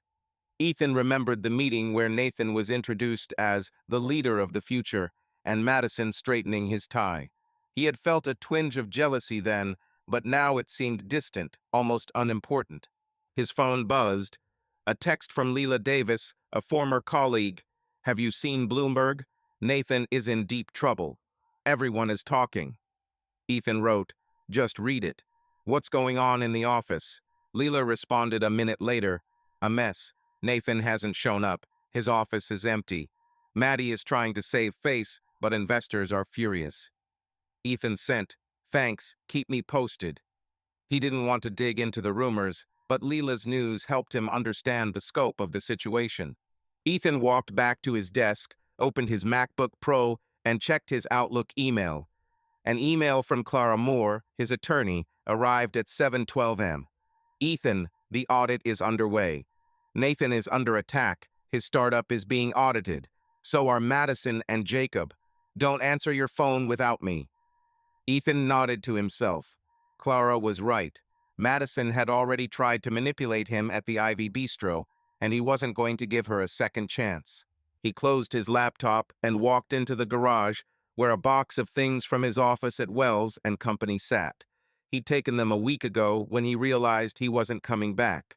Inside were a framed photo of him and Madison at the opening of their new office in 2015, a couple of folders of reports, and a coffee mug with the company logo. Ethan picked up the photo, looked at their smiles. Back then, he'd thought they were building a future together. Now he saw only an illusion. He put the frame back, closed the box, and walked back into the house. Ethan sat down on the living room couch, feeling the silence of the house weighing on him.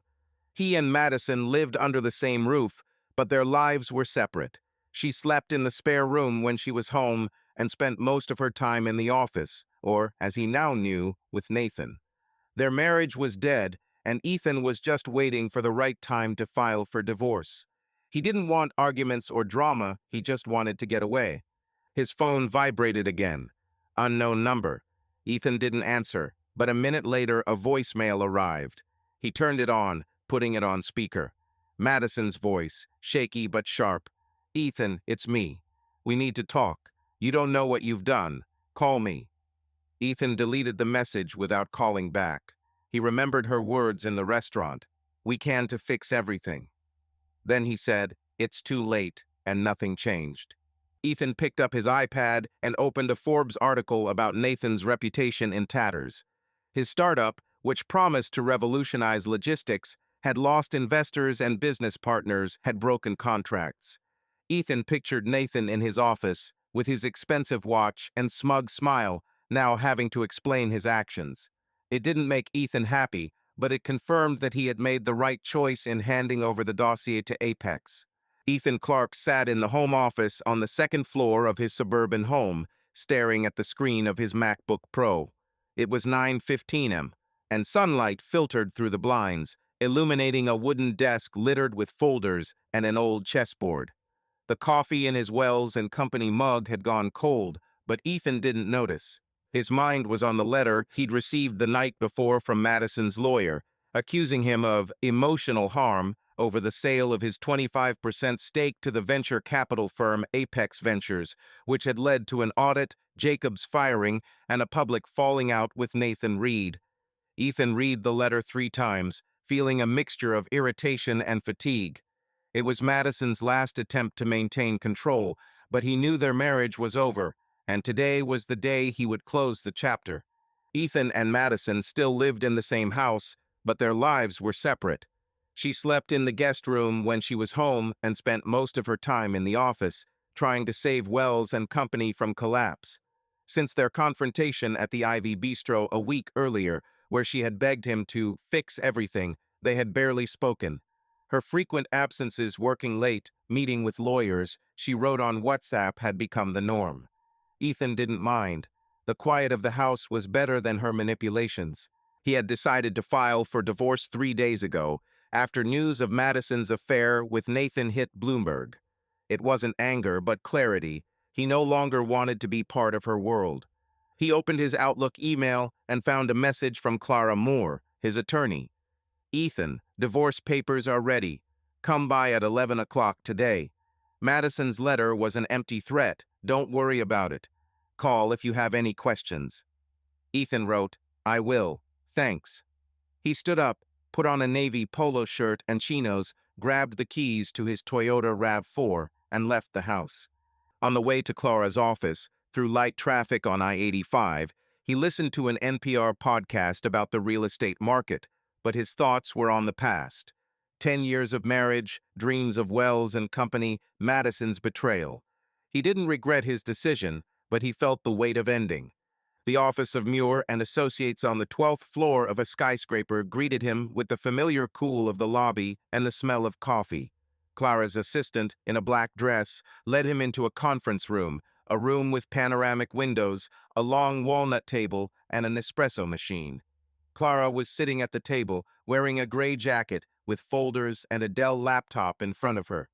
Her gray hair was pulled back into a neat bun, and on the table sat a mug with the inscription, "Lawyers drink coffee to avoid drinking wine." "Ethan," Clara said, standing and shaking his hand. "Sit down. Ready to get this over with?" "Yes," he replied, sitting down opposite. "What about Madison's letter?" Clara chuckled as she opened the folder with documents. "Her lawyer is trying to scare us," she said. "Emotional damage because of your stock sale? That's ridiculous. No evidence, no precedent. She's just stalling. I told her we're ready to go to trial if she insists, but she'll back down. She doesn't need another scandal." Ethan nodded, relieved. He trusted Clara. Her straightforwardness and dry humor were reassuring. "What about the divorce?" he asked. "I don't want any arguments. Let him take what he wants." Clara raised her eyebrows as she flipped through the papers. "Are you sure?" she said. "The house is worth about $450,000. The mortgage is almost paid off." plus your savings, $1.2 million from selling the stock. She could have half. I know, Ethan said, but I want this to be quick. Give her a house, a car, whatever. All I want is my Apex money and peace of mind. Clara looked at him, her eyes softening. Okay, she said. We've made it a mutual consent divorce with no property division. You give up your claim to the house and her assets. She gives up your savings and stock proceeds. Sign here. She handed him the agreement. Ethan picked up the pen and scanned the text. Legalese, divorce clauses, waivers. He signed the first page, then the other two. His hand was steady, but there was an emptiness in his chest. Not pain, but the end of something that had died long ago. Done, he said, handing back the papers. Clara collected the documents and put them in a folder. I'll send it to her lawyer, she said. The court will approve it in a couple of weeks, unless she objects. But with her problems, the audit, the scandal with Nathan, she won't fight. Ethan nodded, remembering the Bloomberg article about Nathan funneling $75,000 into his startup and his affair with Madison going public. He wasn't happy about their downfall, but he felt like the truth had prevailed. What now? He asked. Live, Clara replied, smiling. You're free. Find a hobby, go on vacation. You look like you've forgotten what it's like not to work. Ethan grinned for the first time that morning. Maybe I'll start running, he said. Leela, my friend, keeps calling me. That's great, Clara said, closing her laptop. I'll call if anything comes up. And Ethan, you did the right thing. Not everyone could have held up like that. Thank you, he said, standing up. I appreciate your help. Ethan walked out of the office, took the elevator, and got into his car. In the parking lot, he turned on the air conditioning, feeling the weight of the last few months, the meeting, the $182 check, the forged signatures, the scandal lift off his shoulders. He wasn't happy, but he was at peace.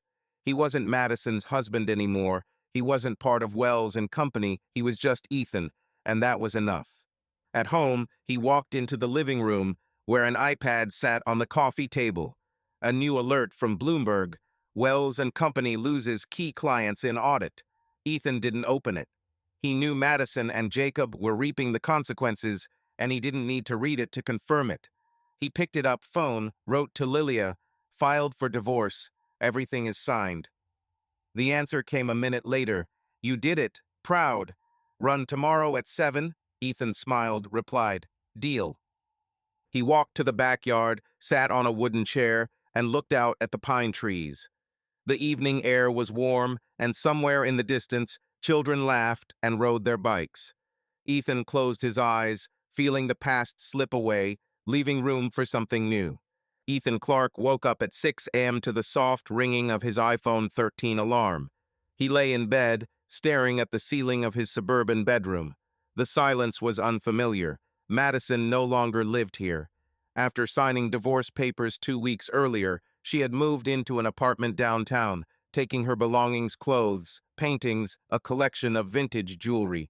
The house, purchased with a $450,000 mortgage, was now Ethan's, as were his savings and the $1.2 million he had earned from selling a 25% stake in Wells and Company to venture capital firm Apex Ventures.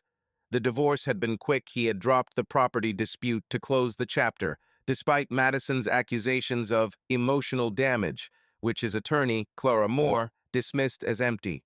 Ethan didn't feel triumphant, but he did feel a freedom he hadn't known in years. He got up, put on a pair of Nikes, running shorts, and a t-shirt, and went for his morning jog. His friend Leela Davis, a former colleague at Wells and Company, had talked him into trying it a month ago, and now it had become a ritual. Ethan ran through quiet suburban streets, past neat lawns and mailboxes, listening to the Freakonomics podcast on his AirPods. The 3-mile run took 25 minutes, and each step made him feel lighter, as if he were leaving behind not just the miles, but the past, the humiliation at the board meeting, the check for Madison's $182 dinner with Nathan Reed, the forged signatures, the Apex audit that destroyed the company. Back home, Ethan showered, brewed a Keurig coffee using a Starbucks Pike Place pod, and sat at the kitchen island with his MacBook Pro. Today was a big day. He and Leela were officially launching Ironclad Solutions, their consulting firm that helps startups become financially sustainable. The idea came from a conversation with Leela 3 weeks ago when she said, "Ethan, you've been saving Wells and Company for years. Why not do it for people who value integrity?" He agreed, and they began planning. Ethan opened up the Google Docs where their business plan was stored. Ironclad Solutions offered financial analysis, cost optimization, and risk management services to small logistics startups. Ethan was in charge of the numbers forecasts, budgets, data analysis, and Leela, with her operations background, handled client relations and strategy. They rented an office in a WeWork downtown for $800 a month, a modest space with a communal desk, Wi-Fi, and a coffee machine. No marble tables or logos on the walls, like at Wells and Company. Honesty, not image, was their guiding principle. His phone vibrated. It was Leela calling on FaceTime. "Good morning, partner," she said, her face appearing on the screen. She was standing in a WeWork office, wearing jeans and a white t-shirt, with a Patagonia backpack slung over her shoulder. "Ready for day one?" "Almost," Ethan replied, smiling. "Just passed. Are you there yet?"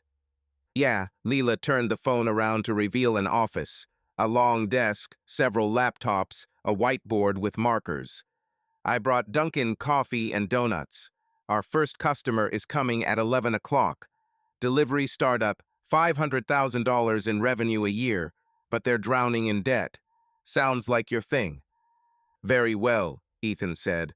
"I'll prepare an analysis of their reports. Send me the data." "It's already in your inbox," Leela replied. "And Ethan, I added a couple ideas to the plan. We can discuss them when you get there. It'll be awesome." "We have a deal," he said. "I'll be there in an hour." Ethan hung up the phone feeling energized. Leela brought to their partnership what he lacked: enthusiasm, ideas, a knack for talking to clients. He opened Outlook and found an email from Leela with a client's financial statements. Scrolling through the Excel spreadsheets, he noticed inflated transportation costs $15,000 a month on revenue of $40,000. He began building a model, cutting costs by 20%, and within half an hour he had a draft sent to Leela. Ethan walked to the garage, climbed into the RAV4, and drove to the office, listening to NPR talk about startup trends. Traffic on I-85 was moderate, and he made it to WeWork by 10:30, and the co-working space was bustling with young entrepreneurs tapping away at keyboards and a barista making $6 lattes. Ethan found Leela at their desk, writing on a whiteboard with a Sharpie. "Hey, runner," Leela said, handing him a donut. "Your analysis is gold. If we can convince these guys to cut back on transportation, they'll be in the black in 3 months." "This is just the beginning," Ethan replied, sitting down. "Let's see your ideas." Leela opened Google Docs on her Lenovo laptop and showed a slide, a plan to attract customers through LinkedIn and local startup events. She offered free webinars on financial sustainability to attract small businesses. "That'll work," Ethan said. "But we need a website. I can pay for a domain and hosting. $200 a year will do." "I'll do the design," Leela replied. "I know a freelancer who can do it for $500. No frills, just clean and professional." "Okay," Ethan said, "and let's hire a part-time accountant. I don't want to repeat the mistakes of Wells and Company." Leela laughed as she sipped her coffee. "You're already thinking like a boss," she said, "but without their ego. That's what I like." Ethan smiled, feeling their partnership take shape. They worked until 11 a.m., preparing for a client meeting. When the startup's two guys in hoodies, founders of an organic food delivery service, walked in, Ethan and Leela presented a plan. Cut shipping costs, renegotiate supplier contracts, forecast 15% growth for the year. The clients left excited, promising a $5,000 a month contract. After the meeting, Ethan and Leela sat down for coffee and discussed the next step. "We did it," Leela said, raising her mug. "First customer. How are you?" "Okay," Ethan said. For the first time in a long time, I feel like I'm doing something real. You did, said Leela. They just didn't appreciate you there. Here, you're a star. Ethan shook his head, but smiled. He remembered Wells and Company, the marble tables, the logos, the lies of Madison and Jacob. Now he was in a co-working space with donuts and an honest job, and it was better. That night, Ethan came home, cooked dinner pasta with whole food sauce, and sat in the backyard. He opened his iPad, checked the news on Bloomberg. Wells and Company was losing clients. Madison was under pressure. He closed the tab. This was no longer his war. He texted Leela. "Tomorrow at 7 run?" She replied. "Only if you beat my record." Ethan laughed. Ethan Clark sat at his desk in the office of Ironclad Solutions, a WeWork space in downtown Manhattan, reviewing a new client's financial statements on his MacBook Pro. It was 8:45 a.m., and the space was buzzing with startups discussing pitches, a barista making $6 lattes, and indie rock blaring from the speakers. A mug of Dunkin' coffee sat on the table in front of Ethan, and an iPhone 13 with a Bloomberg notification on it that he hadn't yet opened. He and his business partner, Leela Davis, had spent the past 3 months working on Ironclad Solutions, advising startups on financial sustainability. Their first $5 and a month contract with an organic food delivery company had led to 2 more clients, and Ethan finally felt like he was building something of his own, something honest, without the lies and shenanigans that had destroyed Wells and Company. He took a sip of coffee, opened a Bloomberg alert, and froze. The headline read, "Wells and Company officially liquidated, assets sold, brand vanishing." Ethan set his mug down and scrolled through the article.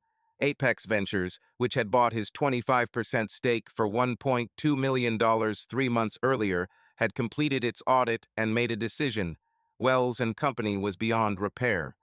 The assets, warehouses, trucks, contracts with suppliers had been sold for $3.8 million to a logistics competitor. The brand that had once proudly adorned the glass walls of the office had been liquidated. The logo removed, the website shut down, the LinkedIn and Instagram accounts archived. Ethan felt a pang in his chest, not pain, but an echo of the past he had left behind. He read on. Madison, his ex-wife and CEO of Wells and Company, had retreated from the public eye after the scandal. An audit had uncovered her forging Ethan's signatures on invoices, inflating marketing expenses by $20,000 on trips to Napa Valley and Paris disguised as conferences, and approving dubious contracts. Her name, once a fixture in local business magazines, was now associated with corporate ruin. A source told Bloomberg, Madison Wells declined to comment and left the office last month. Ethan recalled their last meeting at the Ivy Bistro, where she had begged him to fix it. He had said, "Too late," and now it was true. Ethan put his phone down, looking at the whiteboard where Leela had drawn up a plan for their next webinar. He felt no joy in Madison's downfall. It wasn't his victory, just the consequence of the truth he'd given Apex through the dossier. Checks, letters, statements, including his personal transfer of $20,000 to save the company. He'd done it not for revenge, but to protect himself after Madison and Jacob had dumped him at a board meeting and Nathan Reed had become their leader of the future. His thoughts were interrupted by the sound of footsteps. Leela walked into the office, carrying a cardboard tray of coffee and a bag of Krispy Kreme donuts. Her jeans and marathon t-shirt contrasted with the business suits around her, but her energy filled the space. "Good morning, boss," Leela said, setting the tray down on the table. "Did you see the news? Wells and Company is officially out." Ethan nodded, pointing to the phone. "Just read it," he said. "Apex sold them in parts. Madison went into hiding." Leela sat down opposite, opening a donut. "I'm not surprised," she said. "After Nathan got screwed with his startup and Jacob got kicked out, it was only a matter of time. How are you?" "Fine," Ethan replied with a shrug. "It's none of my business anymore. I did what I had to." "You did more," Leela said, looking him in the eye. "You gave them a chance to be honest. They didn't take it, and now we're building something better." Ethan smiled, feeling the warmth of her words. He took the donut and took a bite. "Thank you," he said. "I couldn't have done it without you." "Nonsense," Leela replied, waving her hand. "But if you want to thank me, run faster tomorrow. You're half a minute behind." Ethan laughed for the first time that morning. Their morning jogs around the suburbs, 3 miles at 6:30 a.m., had become not only exercise but a way to clear his head. He went back to his laptop, opening an Excel spreadsheet with a report for a new client, an electronics delivery startup with $300,000 in annual revenue. The job at Ironclad Solutions was humble but honest. No marble desks like at Wells and Company, just numbers, ideas, and trust. His iPhone vibrated. A message from Clara Moore, his lawyer. "Ethan, have you seen the news? Wells and Company is gone. Madison is silent. Jacob is trying to launch a startup, but investors are running. Are you okay?" Ethan wrote, "Yes, I'm fine. Thank you." Clara replied, "Hang in there. You did the right thing." Ethan opened the Forbes website, where another article mentioned Jacob. His new venture, a marketing agency, had failed. Investors, having learned of his role in the collapse of Wells and Company, pulled out. A source said, Jacob Wells lost credibility after the disclosure of contracts with affiliates. Ethan remembered Jacob's taunts at the meeting, his green shirt, and his Apple Watch. He was a nobody now, and Ethan felt no pity or gloating, only distance. He closed the tab, returned to the report. The client was spending $10,000 a month on a warehouse that could be optimized to $7,000. Ethan began building a model, feeling the work consume him. This was what he was good at, finding solutions, saving businesses, not for the glory, but for the results. Ironclad Solutions, rented for $800 a month, was his new home, not the Wells and Company office with its lies and intrigue. At home that evening, Ethan cooked dinner chicken and vegetables from Whole Foods and sat in the backyard. The house, now his own after the divorce, was quieter without Madison. He no longer found her shoes by the door, no longer saw her planner on the table. He opened his iPad and checked his email. An email from a client pleased with their analysis and an invitation to a startup event from Leela. Ethan texted back, "I'm coming." Subscribe to our channel so that your love doesn't cheat on you, and go ahead and listen to the next story, because this story is nothing compared to the next one. If you're under 18, don't even think, click to the next one.